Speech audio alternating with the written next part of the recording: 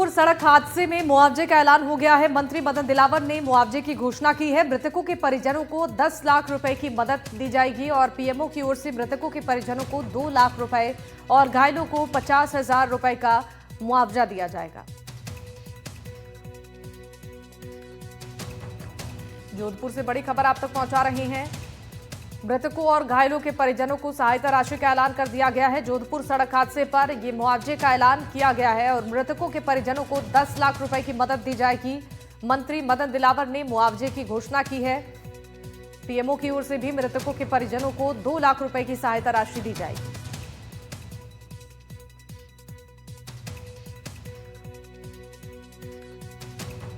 परिजनों से बातचीत हो गई है और हमारी इस पर सहमति बनी है। उन्होंने भी स्वीकृति दी है कि जो जैसलमेर दुखांतिका में जो आर्थिक सहायता दी थी मृतकों के परिजनों को, वो सहायता उनको दी जाए। और क्योंकि मैं सरकार का प्रतिनिधि हूँ, उसके नाते मैंने घोषणा की है कि 10-10 लाख रुपए सभी मृतकों के परिवारों को आर्थिक सहायता दी जाएगी। इस पर जानकारी देंगे हमारे सहयोगी सुशांत पारीक हमारे साथ फोन लाइन पर जुड़ रहे हैं। सुशांत, देखिए, मृतकों के परिजनों को मुआवजे का ऐलान सरकार की ओर से कर दिया गया है। क्या इस ऐलान के बाद से परिजन अब संतुष्ट है? देखिए, परिजनों की मांग 25 लाख रुपए की थी और नौकरी की भी डिमांड वो कर रहे थे परिवार के लोगों के लिए। लेकिन जिस तरीके से मदन दिलावर का बयान आया है, उन्होंने साफ किया है कि कोई भी मांग करे लेकिन उस तरीके से उसकी पालना नहीं हो सकती। जो कानून है, सरकार की जो रूल रेगुलेशन है, उसी के हिसाब से मुआवजा दिया जाएगा। और जैसलमेर में जो हाल ही में बस हादसा हुआ था, बस में आग लगने की जो घटना हुई थी, उसमें मृतकों के आश्रितों को 10 लाख रुपए की सरकार ने घोषणा की थी और इस मामले में भी उसी तरह का ऐलान किया गया है। सभी मृतक जो है उनके परिवारजनों को 10-10 लाख रुपए दिए जाएंगे और पीएमओ की तरफ से 2 लाख रुपए का ऐलान पहले ही हो चुका है। सरकार की प्राथमिकता है कि घायलों का अच्छे से अच्छा इलाज हो और दूसरा सबसे बड़ी प्लानिंग अभी इसी बात को लेकर हो रही है कि भविष्य में इस तरह की घटनाओं की पुनरावृत्ति नहीं हो। मदन दिलावर ने साफ कहा है कि मामले की जांच करवाई जाएगी, कहां कैसे चूक हुई, किसकी लापरवाही है, इन सभी पहलुओं पर जो जांच कमेटी रिपोर्ट देगी उसके बाद फिर एक एक्शन प्लान बनाया जाएगा। ठीक है सुशांत, आपका धन्यवाद तमाम जानकारियों के लिए। तो जोधपुर सड़क हादसे में मुआवजे का ऐलान हो चुका है। मृतकों के परिजनों को 10 लाख रुपए की सहायता राशि दी जाएगी। मंत्री मदन दिलावर ने मुआवजे की घोषणा की है।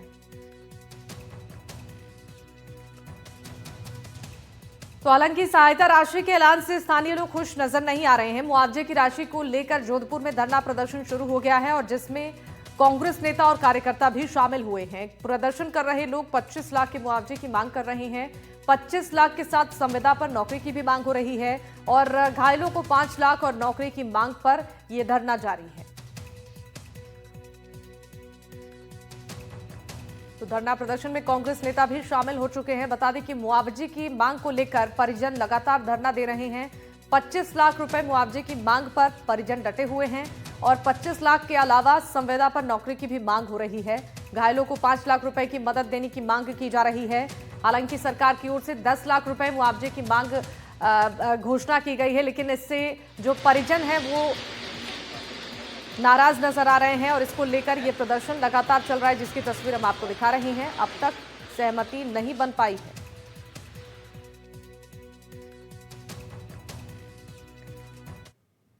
और हमारे साथ संवाददाता अरुण हर्ष जुड़ चुके हैं।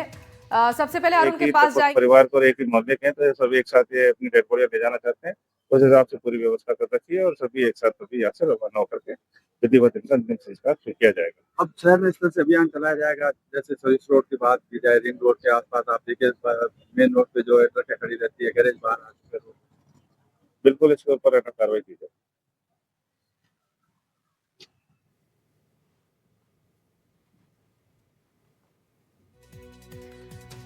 तो हमारे साथ बातचीत के लिए प्रेरणा सिंह जुड़ चुकी हैं, सड़क सुरक्षा विशेषज्ञ हैं, राजस्थान से। बहुत स्वागत है आपका। नेहा खुल्लर जी हमारे साथ हैं, निदेशक हैं सड़क सुरक्षा मुस्कान फाउंडेशन से। आपका भी बहुत स्वागत है। सबसे पहले प्रेरणा जी आपके पास आना चाहूंगी। देखिए, सड़क सुरक्षा को लेकर अब सवाल खड़े होने लगे हैं। खासकर अगर राजस्थान की बात करें तो जितनी सड़क दुर्घटनाएं अब तक हो चुकी हैं, कई लोगों की जान जा चुकी है। क्या बदलाव की जरूरत है ताकि लोगों की जान सुरक्षित रहे? देखिए, अभी जब आप बता रहे थे कि जो भी एक्सीडेंट्स हो रहे हैं, हम आज ही नहीं हुआ, ये पहला हादसा नहीं है। इनफैक्ट अभी बाकी पीछे के दिन है तो पिछले 2 महीने में ये मेरे ख्याल से चौथा या पांचवा ऐसा बड़ा हादसा है बिल्कुल। राजस्थान की सड़कों पर ही, जहां पर मास कैजुअलिटीज हुई हैं और खासकर रात के समय हाईवे के ऊपर ही हुई हैं।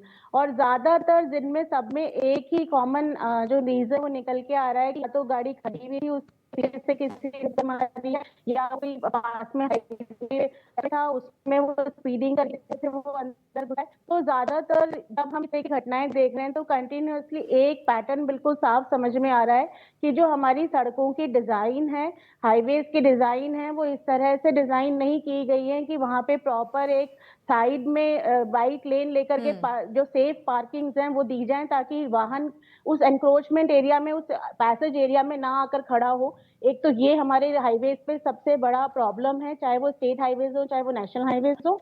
सेकंड, उसके अंदर रात के समय जब वाहन चलते हैं तो उनके अंदर ना तो बैक लाइट्स है, ना पार्किंग लाइट्स है, ना इमरजेंसी लाइट्स है। अगर वो वाहन कोई सड़क पे उसने खड़ा भी किया हुआ है ड्यू टू एनी इमरजेंसी, तो उसे अपनी इमरजेंसी लाइट्स और पार्किंग लाइट्स लगा के रखनी चाहिए, ताकि पीछे से जो वाहन आ रहा है उसे नजर तो आए कि कोई वाहन खड़ा है उसके सामने।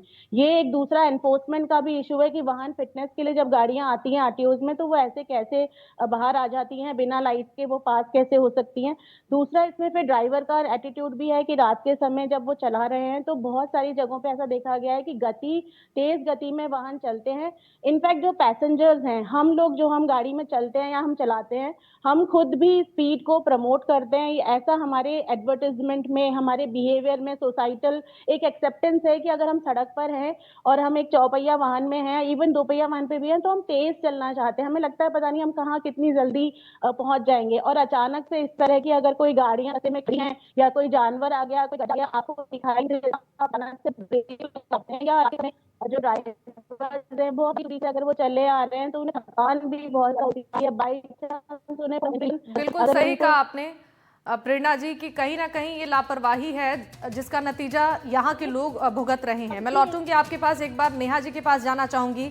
नेहा जी, हमने तो सरकार की जो व्यवस्थाएं हैं उस पर सवाल खड़े कर दिए, लेकिन लोगों की कितनी जिम्मेदारी बनती है कि वो सुरक्षित और सही तरीके से ड्राइव करे ताकि ऐसे हादसे ना हो, क्योंकि तेज रफ्तार भी कई बार ऐसे हादसों का लोग इससे शिकार होते हैं और कई लोगों की जान जाती है। बिल्कुल आपने सही कहा है। बाकी एस्पेक्ट्स तो प्रेरणा जी ने अच्छे कवर किए हैं। यहाँ पे हम सिविक सेंस की बात कर लेते हैं और थोड़ा सा स्किल की बात कर लेते हैं। जो हमारी जनता है जो एक्चुअल में सड़कों को उपयोग कर रही है, मतलब सड़क उपयोग करता है, उनमें भी सिविक सेंस की काफी कमी है। और अगर मैं ट्रेनिंग की बात करूं कि हम ड्राइवर्स ट्रेनिंग पे फोकस करना चाहें तो ड्राइवर्स ट्रेनिंग तो ऑलमोस्ट नेग्लिजेंट ही है हमारी कंट्री में, मतलब राजस्थान में भी नहीं है। और मगर पूरे भारत की बात करूं तो हम मान के चलते हैं कि ये कॉमन सेंस की बातें हैं तो ये तो आनी चाहिए, जबकि ऐसा नहीं है।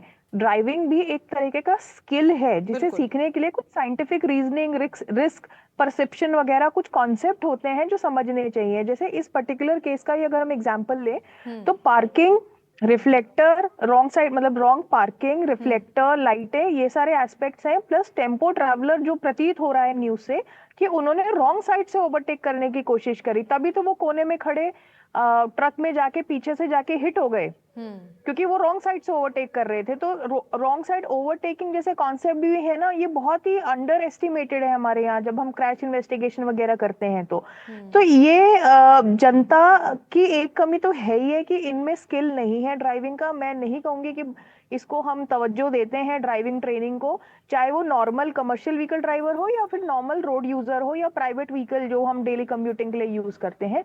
दूसरा, सरकार का इसमें ये रोल है कि सरकार ने ऑप्शंस भी ट्रेनिंग के, मतलब वो जो कल्चर में कहूंगी ना, जो हम कहते हैं कि लाइसेंस लिया है तो सीखना भी पड़ेगा, तो वो जो ट्रेनिंग के ऑप्शंस है ना लर्निंग के, वो बहुत कम है। मतलब कार के लिए तो फिर भी है, कमर्शियल व्हीकल ड्राइविंग के लिए आप देखिए हमारे पास इंस्टीट्यूट्स की कितनी कमी है। और इंडिविजुअल अगर मैं टू व्हीलर की बात करूं तो टू व्हीलर के लिए तो कोई ट्रेनिंग इंस्टीट्यूट ही नहीं है। 80% जनता तो बिना किसी ट्रेनिंग मैकेनिज्म के साथ ही सड़क पर उतर जाती है। यहाँ तक कि रोड को अगर कोई पेडिस्ट्रियन भी यूज कर रहा है तो उसके लिए भी टेक्निकल एस्पेक्ट्स हैं, कहाँ से क्रॉस करना है, किस साइड चलना है, ये सब कॉमन सेंस की बातें नहीं है। ये एक पूरा एकेडमिक कोर्स है, स्किल एनहांसमेंट है जो कि प्रमोट होना चाहिए, तभी हम ये सेफ्टी का कल्चर इंडिविजुअल्स में भी ला पाएंगे। ये बहुत सही बात कही आपने, बहुत इंपॉर्टेंट बात है, इस पर अमल करना हर किसी के लिए बहुत जरूरी है ताकि ऐसे हादसे रुकेंगे। प्रेरणा जी देखिए, हम बात कर रहे हैं यातायात नियमों की अनदेखी इसके पीछे एक बहुत बड़ा कारण है, लेकिन क्या पेट्रोलिंग का अभाव भी इसके पीछे एक बहुत बड़ा कारण माना जा सकता है ऐसी घटनाओं को लेकर? बिल्कुल ऐसा ही है। देखिए बहुत पहले जब मोटर वाहन अधिनियम बना था तो उसमें धारा 135 है, वो ये कहती है कि आपको, हमने क्या किया, जब एनफोर्समेंट एजेंसीज में हमने पुलिस को ही जवाबदेही दे दी कि आप ही पेट्रोलिंग कर लें, लेकिन उसमें हमारे मोटर वाहन अधिनियम में ये एक बिल्कुल धारा साफ कहती है कि साइंटिफिक रूप से आपको स्पेशल इन्वेस्टिगेशन और स्पेशल पेट्रोलिंग एजेंसीज को आपने डिप्लॉय करना चाहिए, और वो रेगुलर हाईवेज पे और जितने भी तमाम सड़कें उस पर ट्रैफिक के लिए अलग पूरी मशीनरी होनी चाहिए। लेकिन हमारे पास में ऐसा अभी फिलहाल वर्तमान में कहीं भी कोई सिस्टम नहीं है। या तो ट्रैफिक पुलिस में से ही ट्रैफिक पुलिस में लोगों को डिप्लॉय किया जाता है, या फिर आरटीओ की जो डिप्लॉयमेंट एजेंसीज हैं वो ही अभी एनफोर्समेंट और पेट्रोलिंग करती हैं, और इसी वजह से हम उस स्तर पे पेट्रोलिंग नहीं कर पाते जिस स्तर पे हमारे यहाँ पे वाहनों की आवाजाही है, जितने वाहन सड़क पे चलते हैं। और अभी एक जो हमारे 2019 में भी ये दिया गया था कि भाई अगर आप मैनुअल नहीं कर सकते तो आप इलेक्ट्रॉनिक एनफोर्समेंट बढ़ाएं, कैमरा जिस तरह से लगाएं कि आप उसको रेगुलर मॉनिटर कर पाएं, और फिर हम जो इस तरह के ऑफेंडर्स हैं जो गलत काम करते हैं या गलत तरीके से रूल्स को ब्रेक करते हैं, उन पे हम प्रॉपर चलानिंग करके उनको पेनल्टीज क्रिएट कर सके। लेकिन वो सिस्टम भी हमारे पास में अभी बहुत कम है, और उसकी भी बहुत सख्त जरूरत है कि हम उस तरह से कैमरास डिप्लॉय करें, स्पीड को लेकर के हम पूरी पेट्रोलिंग जो व्यवस्था है उसको हम बढ़ाएं। खास तौर पे ट्रैफिक के अंदर स्पेशल ट्रैफिक जो मैनेजमेंट है एंड इन्वेस्टिगेशन है, जैसे अभी नेहा बता भी रही थी कि क्रैश इन्वेस्टिगेशन हमारे यहाँ पे बिल्कुल जुवेनाइल स्टेज पर है। अभी हम बिल्कुल इन जो रूट कॉजेज हैं उनको हम रिएक्ट ही नहीं कर पाते। हमारे जो ट्रैफिक एजेंसीज के लोग हैं, पुलिस है, उनको पढ़ाया नहीं जाता इस तरह की इन्वेस्टिगेशन करने के लिए, तो जो एक्चुअल कॉजेज है वो सामने नहीं आ पाते हैं, और उस वजह से फिर डिजाइनिंग और एनफोर्समेंट के लिए जो हमें प्रॉपर स्ट्रैटेजी प्लान करनी चाहिए वो हम नहीं कर पा रहे हैं। और इसीलिए कंटिन्यूअसली सेम टाइम पे, क्योंकि हम हाईवेज तो बनाए जा रहे हैं, कारी सड़कें तो हम खींचे जा रहे हैं लगातार, लेकिन हम प्रॉपर सेफ्टी के हिसाब से सड़कों को डिजाइन नहीं कर पा रहे। रोड यूजर्स की ट्रेनिंग के बारे में हमारे करिकुलम अपडेटेड नहीं है, कोई इस तरह के ढंग के प्रॉपर ट्रेनिंग इंस्टीट्यूट नहीं है जहाँ ड्राइवर की हम स्किलिंग कर पाए, उन्हें जो एक्चुअल रूट कॉज है जिसकी वजह से एक्सीडेंट्स होते हैं उसके बारे में हम पढ़ा पाए। तो एक पूरा सिस्टम फेलियर है, क्योंकि पूरा प्रॉपर क्रैश इन्वेस्टिगेशन नहीं है और पेट्रोलिंग एजेंसीज नहीं है, उसका रूट कॉज है ये। बिल्कुल, लौटूंगी आपके पास, एक बार नेहा जी के पास फिर से जाना चाहूंगी। नेहा जी देखिए, एक आंकड़ा सामने आया है, 2025 की ही सिर्फ बात करें तो 8 महीने में 8000 से ज्यादा लोगों की मौत सड़क हादसे में हो चुकी है, यानी कि हर 1 घंटे पर एक शख्स की मौत सड़क हादसे में हो रही है। कैसे हम इस पर सरकार को जरूरत है कि इस पर काम किया जाए, ऐसे हादसों को रोकने के लिए अभी क्या बदलाव की जरूरत है नियमों में? नियम तो बिल्कुल इन प्लेस हैं, प्रॉब्लम है उन नियमों को धरातल पे ले जाने के लिए।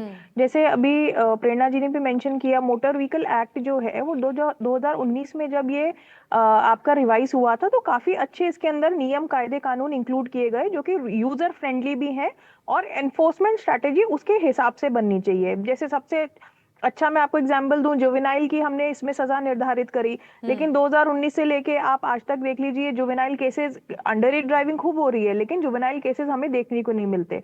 जो इन्होंने धारा बताई 135, उसके हिसाब से क्रैश इन्वेस्टिगेशन नहीं हो रहा है। तो सरकार के पास कॉजेस तो आइडेंटिफाइड हैं, एजेंसीज भी बनी हुई हैं। अगर राजस्थान की मैं बात करूं तो कोई ऐसा रॉकेट साइंस नहीं है जो समझ में नहीं आ रहा सरकार को, और खाली इस मौजूदा सरकार की नहीं, पिछली सरकार की भी अगर हम बात करें, रूट कॉजेज बहुत अच्छी तरीके से आइडेंटिफाइड है, जिसमें इंजीनियरिंग भी है, एनफोर्समेंट स्ट्रैटेजीज भी है। और अगर हम एक्चुअल जो अभी पुलिस का डेटा है उसके हिसाब से जाएं तो ड्राइवर्स अगर फॉल्ट हो रही है तो ड्राइवर्स ट्रेनिंग की कमी है, तो ये सारे गैप्स तो आइडेंटिफाइड है।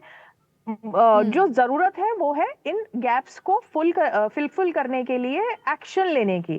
तो एक्शन जब तक हम नहीं लेंगे, अकाउंटेबिलिटी सेट नहीं करेंगे कि भी सरकार ने अगर कहा कि 2025 के एंड तक इतनी ट्रेनिंग्स हो जानी चाहिए, तो उसकी अकाउंटेबिलिटी और मॉनिटरिंग, सरकार ने अगर 2 बजट घोषणा में 2 हाईवे चुने कि हम इसको एक्सीडेंट फ्री बनाएंगे, तो अगेन उसके मॉनिटरिंग और उसकी फील्ड में इम्प्लीमेंटेशन कितना हुआ। तो एक्शन, मॉनिटरिंग और इम्प्लीमेंटेशन की जरूरत है, जो कि मैं देख रही हूँ ओवरऑल पॉलिटिकल एनवायरनमेंट में right from the previous government to this government बहुत गैप्स हैं। तो जब तक पॉलिटिकल विल हमारा एक्चुअल में हमारे उसमें समर्थन में नहीं आएगा ना कि हादसे रोकने हैं, ऐसे सुपरफिशियल कॉस्मेटिक अरेंजमेंट से तो हम हादसे नहीं रोक पाएंगे जो हमको देखने को मिलते हैं। फिर उसके बाद सबसे अनफॉर्चुनेट हो जाता है कॉम्पनसेशन पे लड़ाई। कॉम्पनसेशन तो बहुत बाद की बात है, पहले आप इस तरह के हादसे रुकवाइए। और ये अगेन मैं कहूंगी ये बहुत डिफिकल्ट नहीं है। कई स्टेट्स ने, कई कंट्रीज ने एग्जाम्पल दे के सेट भी है, केस स्टडीज भी हैं, किया जा सकता है, आराम से किया जा सकता है अगर हम थोड़ी सी कमर कस ले कि भाई हमें एनफोर्समेंट स्ट्रैटेजी हमारी क्रैश इन्वेस्टिगेशन के हिसाब से बनानी है। इंजीनियरिंग हमें इंटरनेशनल स्टैंडर्ड्स कॉपी नहीं करने, हमारे जो अपने रोड यूजर हैं उनका जो रोड यूज करने का जो बिहेवियर पैटर्न है उसको स्टडी करके सेफ इंजीनियरिंग हम करें तो हम आसानी से हादसे रोक सकते हैं। बिल्कुल सही कहा आपने। एक बार मैं हमारे सहयोगी दीपक के पास भी जाना चाहूंगी। दीपक हमारे साथ जयपुर से जुड़ चुके हैं। दीपक, देखिए, सड़क हादसों के बाद सबसे ज्यादा जो नुकसान होता है वो परिजनों को होता है, जो अपनों को खोते हैं उसका दर्द सिर्फ अपने ही समझ पाते हैं। भले ही इस पर राजनीति हो, भले ही इस पर चर्चाएं हो, लेकिन समाधान की जो जरूरत है वो सबसे ज्यादा इस समय है, क्योंकि अगर इन नियमों की अवहेलना होगी तो ऐसे हादसे रुकेंगे नहीं। बिल्कुल, देखिए, अब से थोड़ी देर पहले मैं डेप्यूटी सीएम प्रेमचंद बैरवा के यहीं पर था और वो परिवहन विभाग भी उनके पास है, तो उन्होंने लिखा है कि हम NHAI को लेटर लिखेंगे और इस तरह से हादसे दोबारा ना हो तो उनसे सरकार जो है वो सख्ती से निपटा जाएगा। अमूमन अब इस तरह के हादसे देखेंगे तो इसका जो वजह है वो तेज़ रफ्तार होती है, जल्दबाजी होती है। ये जो हादसा हुआ है इसमें जो वाहन है वो साइड पर खड़ा हुआ था, दूसरा वाहन पीछे से आकर टकराया। इसी तरह के कई सारे हादसे मैं देखता हूँ कि हिट एंड रन के भी वो इसी तरह होते हैं, सबकी स्पीड जो है वो काफ़ी ज़्यादा होती है। तो सबसे बड़ी बात है कि परिवहन विभाग और ट्रैफिक पुलिस जो है वो ओवर स्पीड का जो चालान है वो सबसे ज़्यादा जो उसका अमाउंट है वो कर दिया जाए। अभी अमाउंट और जो चालान है उसका थोड़ा कम है, जिस वजह से इन लोगों को लगता है कि जब अगर चालान बन जाएगा तो थोड़ा सा पैसा देना पड़ेगा और उसके बाद हम फ्री हो जाएंगे। लेकिन एक सख्त जो चालान है, जो कानून है वो अगर बन जाए तो ऐसे हादसों को रोका जा सकता है, क्योंकि अधिकतर आप एक्सीडेंटल केस निकाल कर देखेंगे तो उसमें 99% जो वजह है वो कहीं ना कहीं ओवर स्पीड ही रहती है। अगर वाहन अपनी स्पीड पे चले तो ब्रेक लगाकर उसको रोका जा सकता है। मान लीजिए अगर कोई 4 व्हीलर है तो वो 50-60 तक है तो उसको ब्रेक लगाएंगे तो रुक जाएगी, लेकिन ओवर स्पीड रहेगी, 100 से अधिक होगा, 100 लगभग 100 रहेगा तो वो गाड़ी नहीं रुक पाएगी, तो वो सीधा उसका एक्सीडेंट हो जाएगा। तो अब सरकारें भी कहीं ना कहीं चिंतित है, क्योंकि राजस्थान में लगातार इस तरह के सड़क हादसे हो रहे हैं।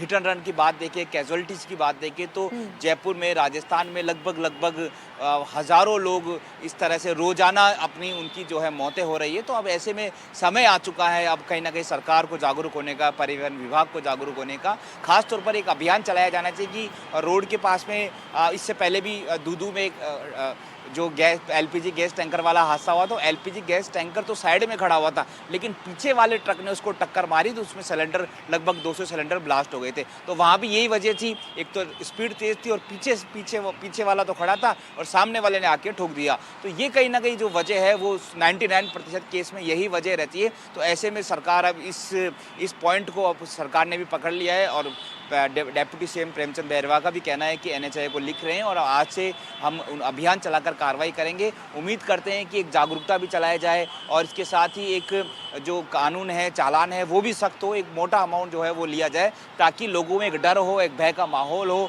उनकी गाड़ियाँ जब्त की जाए और गाड़ी जब्त भी ऐसी हो कि आसानी से नहीं छूटे तो उनको काफ़ी परेशानी का सामना करना पड़े, ताकि भविष्य में इस तरह से लोग तेज़ रफ्तार चलाने से पहले 10 बार सोचे। तो ये सब अगर होगा, सख्ती होगी, तभी जाकर ऐसे हादसों को रोका जाएगा, वरना इसी तरह से हादसे होते रहेंगे, लोगों की जानें जाती रहेगी। बहरहाल सरकार ने कहा है कि कार्रवाई करेंगे, देखना होगा कि कितनी तेजी से कार्रवाई करते हैं और कितना उसका इम्पैक्ट देखने को मिलता है। जी ठीक है दीपक, आप बने रहिएगा हमारे साथ। नेहा जी और प्रेरणा जी, आप दोनों का बहुत शुक्रिया हमारे साथ जुड़ने के लिए।